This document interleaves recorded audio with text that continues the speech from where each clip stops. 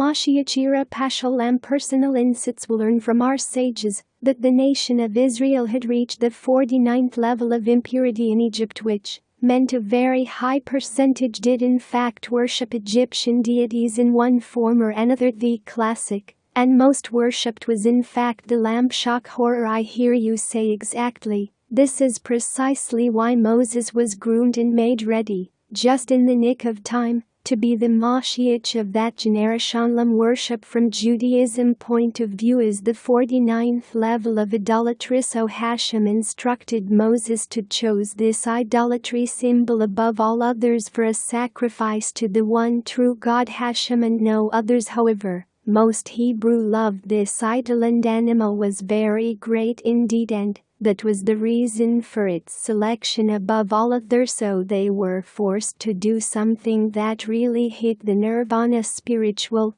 and emotional level to break the chains of idolatry in their minds and hearts, which should only belong to Hashem. Then they were forced to keep the lamb as a house pet for a week. Their children would play with it, and as it in effect became a family member of the household. Now came the day of a very great and symbolic test of their faith in Hashem and Moses. They had to wake up and prepare to get ready for the angel of death, which would only spare them if they converted away from idol worshipping of false idol and God in their hearts and minds. Children would cry to not do it, would be angry at their husbands for even doing such a thing, but it had to be done. So stroking and loving the lamb, it was taken outside, and just like Abraham, a very sharp blade cut into the soft tissues of the neck. As its life force departed, the blood was saved, and the lamb butchered into pieces of meat for later. While the blood was still warm